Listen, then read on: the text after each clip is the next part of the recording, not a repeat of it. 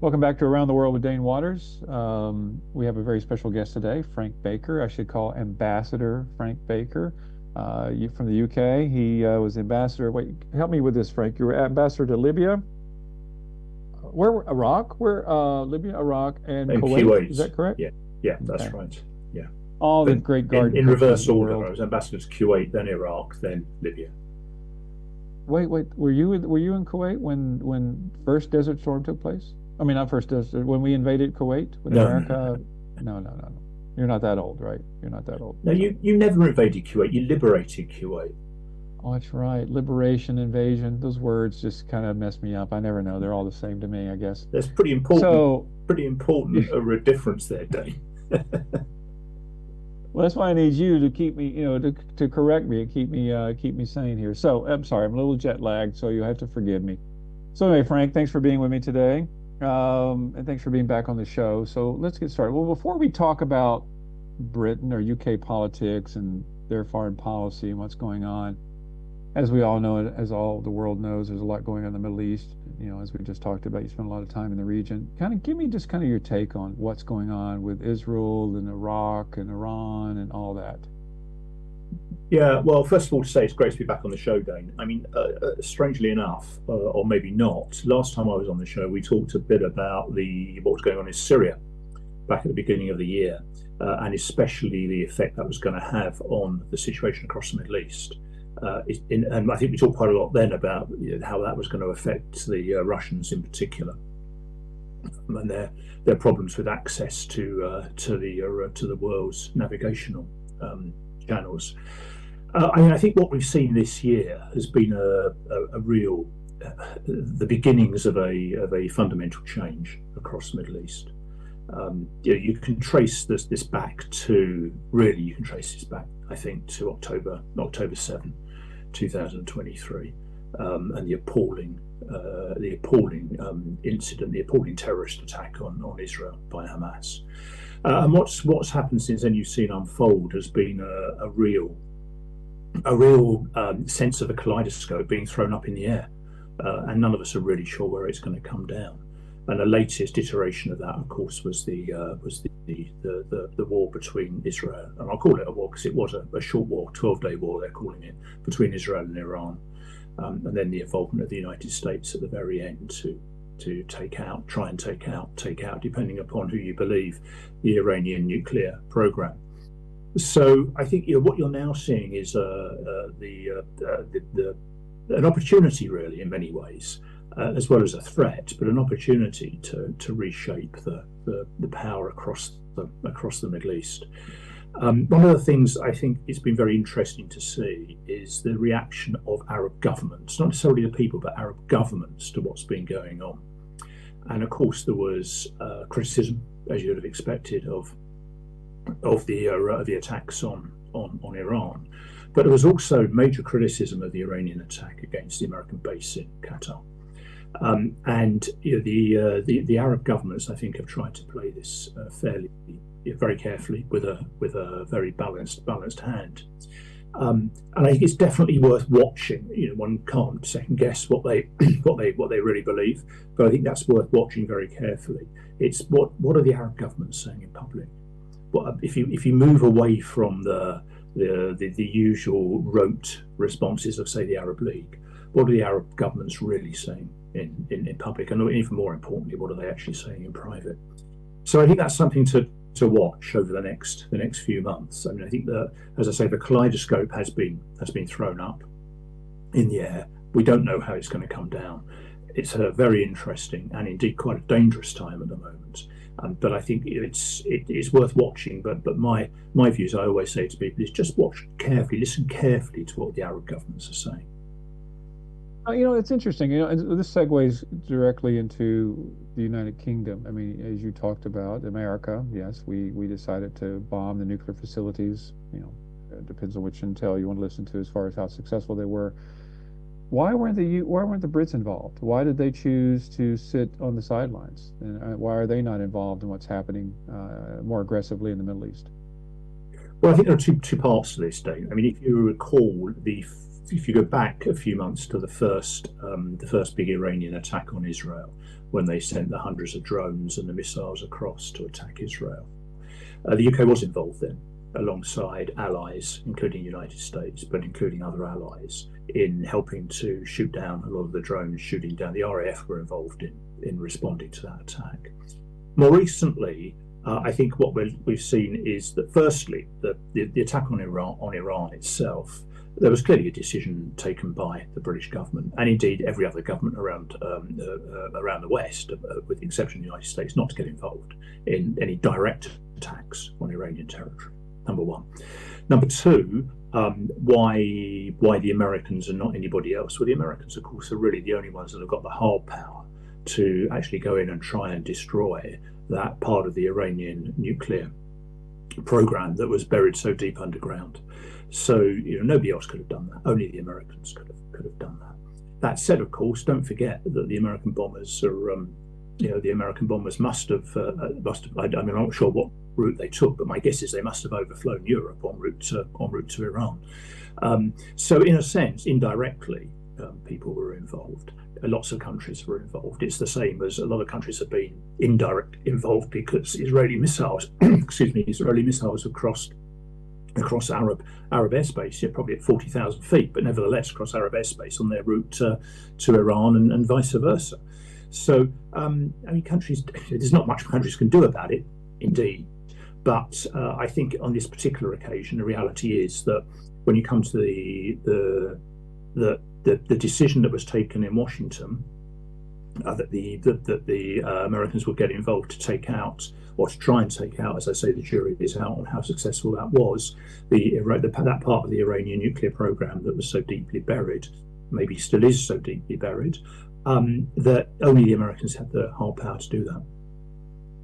Well, there's so many different areas I want to go into here. So let's talk about UK foreign policy overall. I mean, do you believe that the current Prime Minister Starmer is being aggressive enough and participating enough in foreign policy when it comes globally? I mean, I know he talked about the coalition of the willing against Ukraine, but where does, as a diplomat, a former diplomat, where do you believe the UK is? I mean, are they doing what they should be doing, or should they be doing more? Well, I think you need to take a step back before you answer that question. And you've got to think about what is foreign policy. The foreign policy is an extension of domestic policy. It always has to be. Foreign policy, the age-old argument about foreign policy is that tension between interests and values. And you can argue either way. Which one should trump? Should it be interests, or should it be values? Or should, of course, in an ideal world, you try and pursue both, but often that's not possible. Domestic policy is important.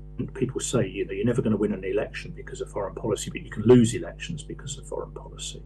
And so foreign policy for any country, I think, has to be seen within the context of the domestic policy as well. And the reality here is that the Prime Minister is under a lot of pressure from elements within his own party to take a particular position. I mean, there is no secret that the elements of the Labour Party have historically been very, very anti-American, have historically been very pro organisations around the world that others will call terrorists, have historically been it's historically been quite difficult for the Labour Party to balance out. You go back to the 1960s when Harold Wilson, the then Labour Prime Minister, kept the United Kingdom out of Vietnam.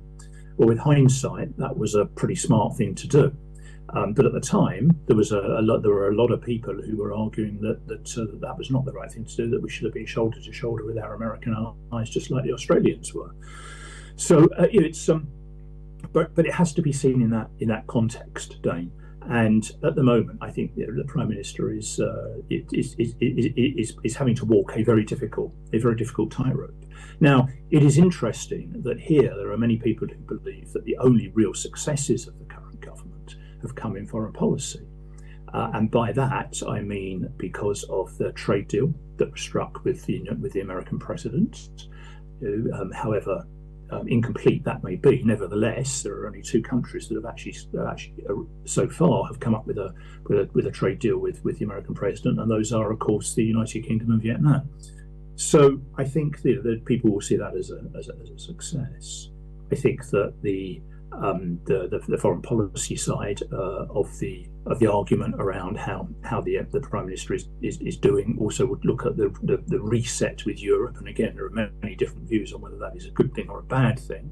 But I think overall people see that as you don't want to be in a constant state of friction with European allies. I don't think people would disagree with that. I think that the issue there is whether the United Kingdom has given away or has seemed to have given away too much in those talks.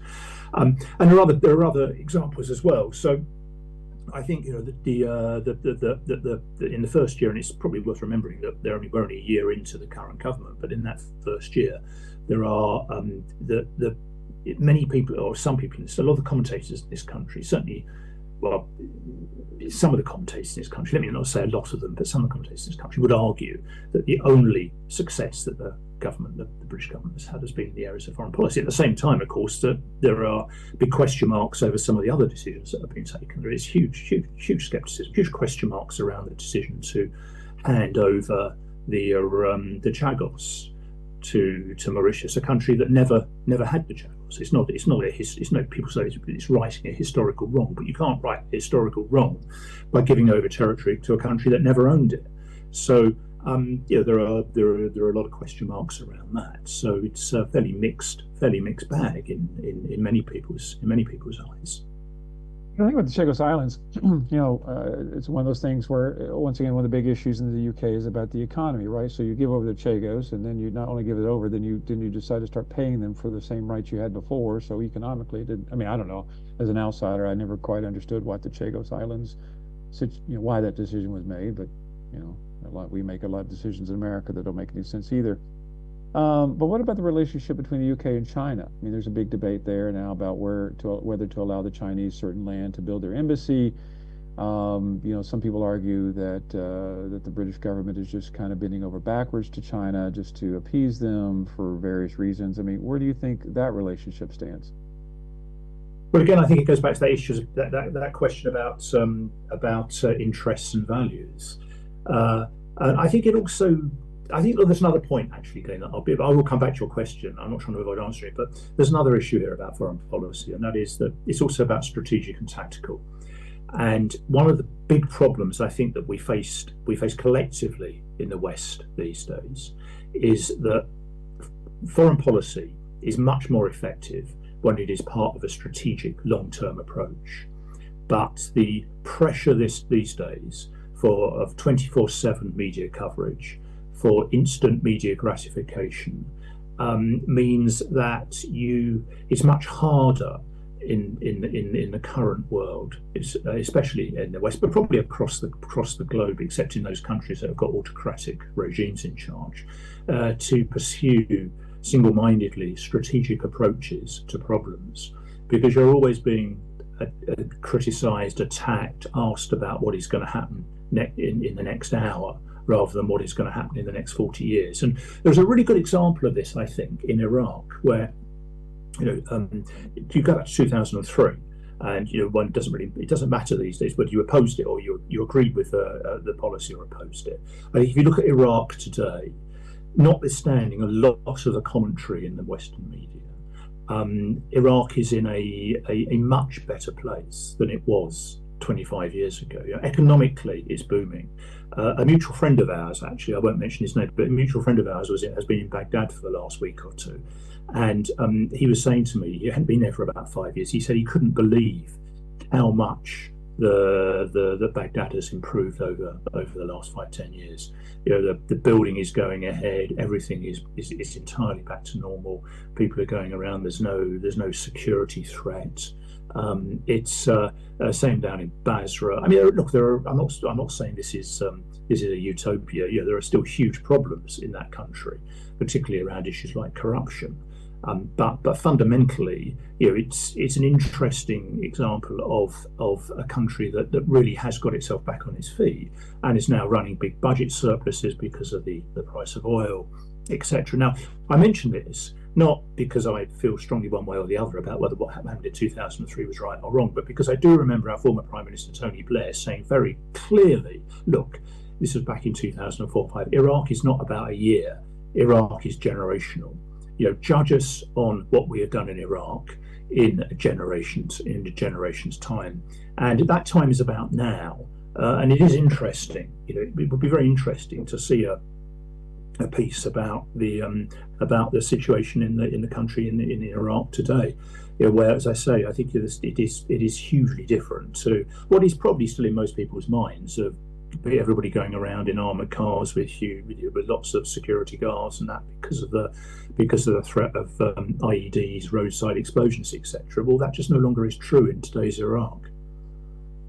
Sorry, I didn't answer your question on China. Let me come back to China. Have we got time before we go for the break? Well, we have time. We actually only have four minutes left, but I do have a question about Tony Blair. So go to China real quick, and then I need to ask about Tony. Look, I can't answer for Tony Blair.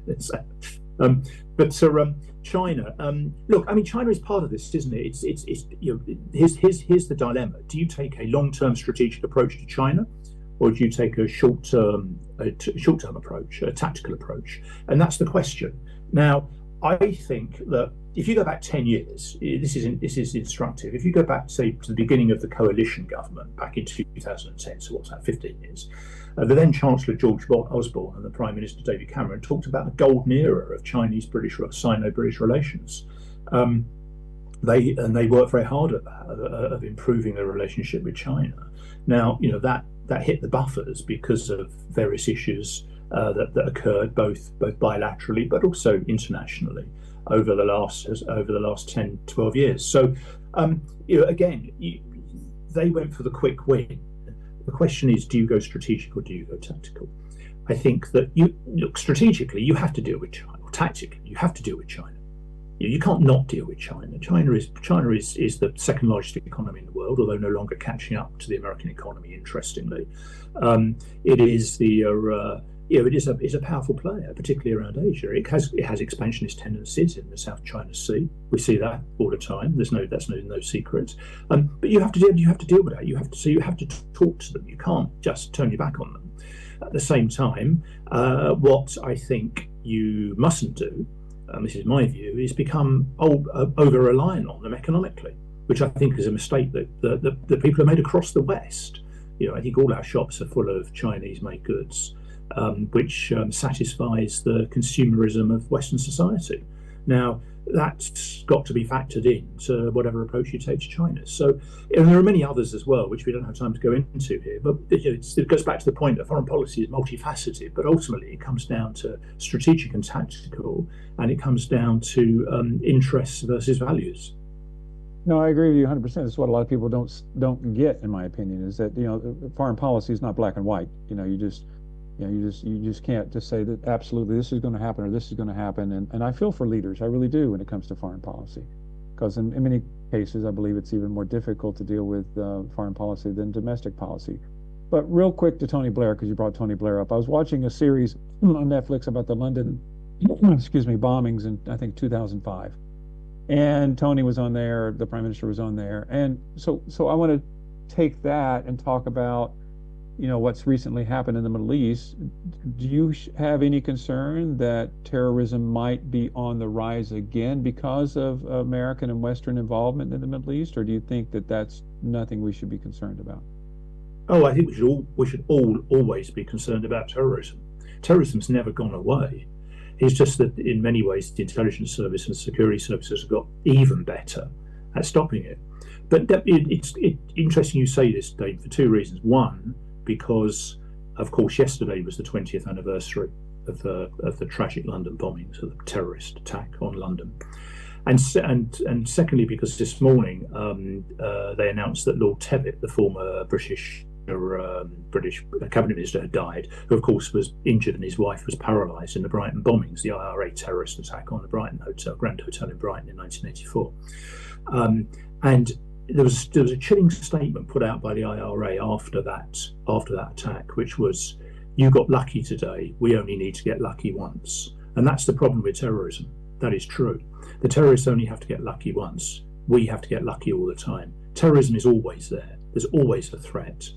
Undoubtedly, there are many terrorist threats facing the United Kingdom at the moment, facing the United States at the moment, facing all countries around the world at the moment. and it therefore behoves upon all of us to remain vigilant, and to work with our security services and intelligence services to try and stop those attacks from happening and being successful. It is interesting when you think about terror, because one of my concerns is the fact that, even if Iran has been silenced in some ways, one of my biggest concerns is that Iran has definitely always been a backer of terrorism. Who knows what's going to happen? But I don't. My personal opinion, and make it very clear, is that I don't see that Iran is just going to sit back and just say it's all over. I just don't think that's going to happen. But hopefully, I'm wrong in that regard. Well, Frank, it's always a pleasure, and really, there's so many things I want to talk to you about. Really are. We didn't even get to Trump and his foreign policy, because I definitely want to talk to you about that, and the good guys versus the bad guys and all that kind of stuff. So I would love to have you back. It's never enough time. But anyway, I look forward to seeing you when I'm back in London, and thanks for being on the show, and we'll talk again soon. Okay. Okay, Dane, and always a pleasure and always happy to come on.